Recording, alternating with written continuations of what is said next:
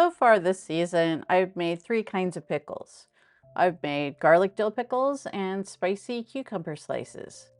I also did an experiment with a kind of pickle called half sour, which was underwhelming for my pickle enthusiast spouse and will not be repeated.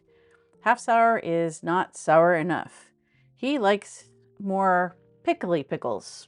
I've used both an old-fashioned crock and a fancy high-tech airlock fermentation system. What I have not done yet is any kind of shelf-stable pickles. The fermented kind need to be refrigerated or kept in a cool place, but home canning methods ruin the crunch. Relish, however, is perfectly fine run through a water bath canner. I'm Marcy McDonald with Pacific Northwest Suburban Homesteading. Today, I'm going to show you my last cucumber pickling effort for the season, Dill Pickle Relish. A friend of mine made the request, so I found a recipe online that claims to be close to the same flavor as commercial dill pickle relish. It's from the National Center for Home Food Preservation at the University of Georgia. One of the things about this particular recipe is that it has no added sugar. This is a particularly good thing for the diabetics in my life and others who are just trying to avoid extra sugar. One of the great benefits of home canning is the ability to control the amount of added sugar and salt in many cases.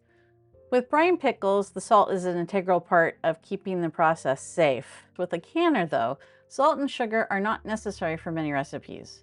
My canning book has recipes developed specifically to be low in sugar and salt. Anyway, I'll put the link to the recipe for the dill relish in the description below if you want to give it a try for yourself. As always, the first step is to thoroughly wash your cucumbers.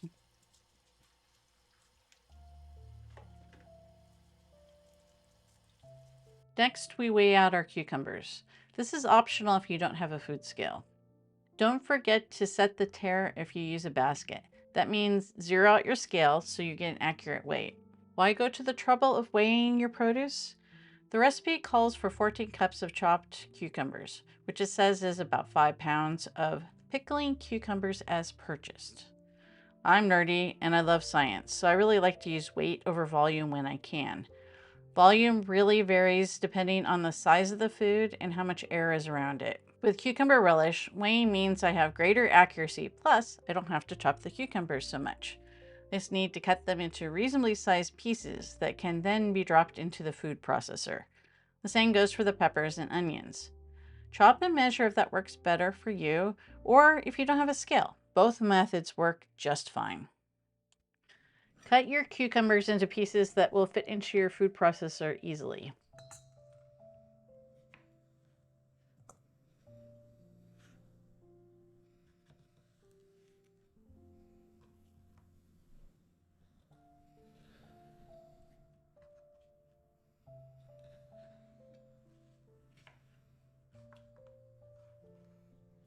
Next, seed and chunk your bell peppers.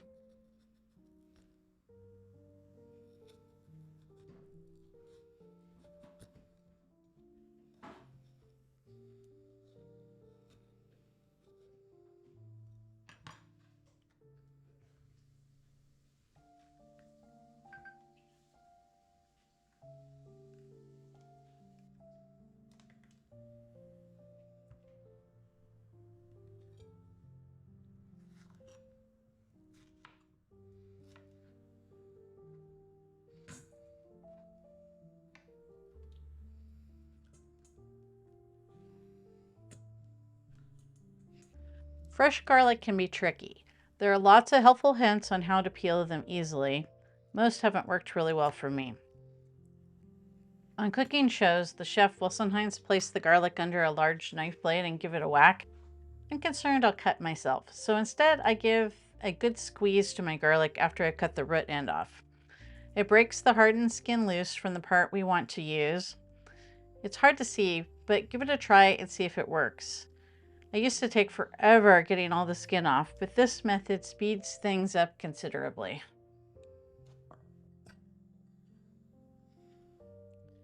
Cut off any damage, then mince your garlic. With the larger pieces of the other vegetables going into the food processor, the garlic might not get chopped fine enough, so I just mince it by hand.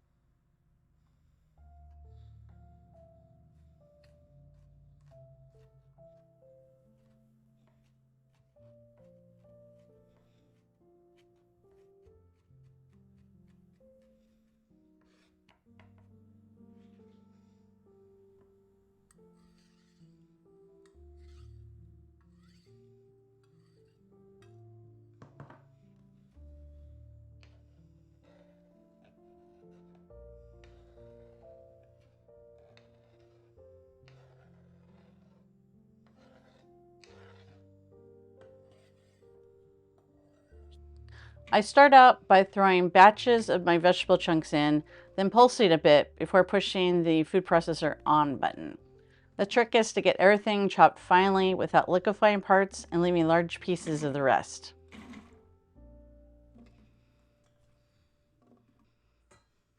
I switch between the peppers and the cucumbers as I add stuff.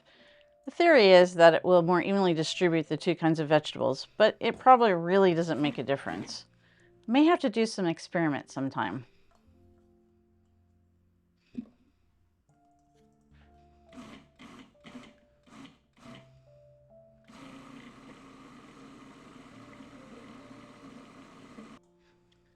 After a while, I pull the lid off and scrape down the sides and check to see if I still have large pieces. Yep, still looks like it needs more processing.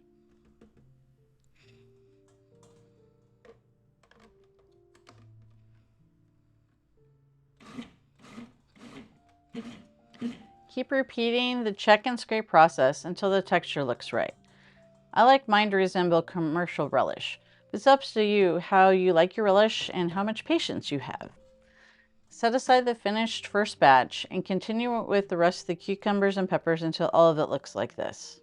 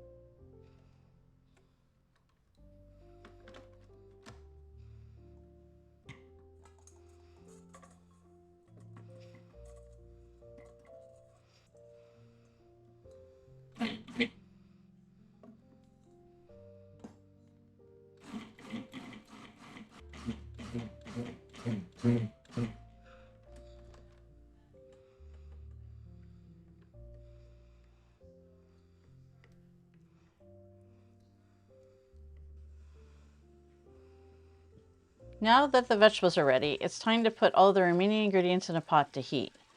First, I add the apple cider vinegar. Then I add the dill seed, the garlic,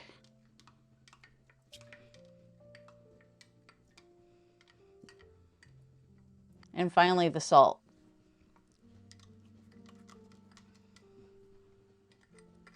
Stir and bring up the heat until the salt completely dissolves. Add the vegetables and bring to a simmer.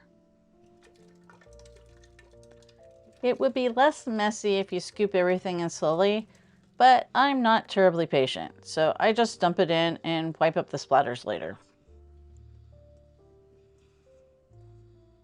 Once it's at a simmer, cook for about 10 minutes.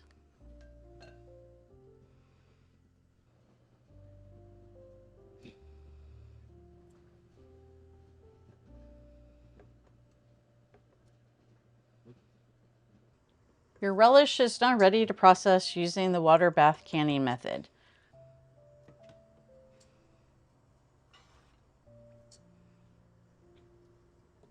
Fill your jars, consulting your recipe for the required headspace.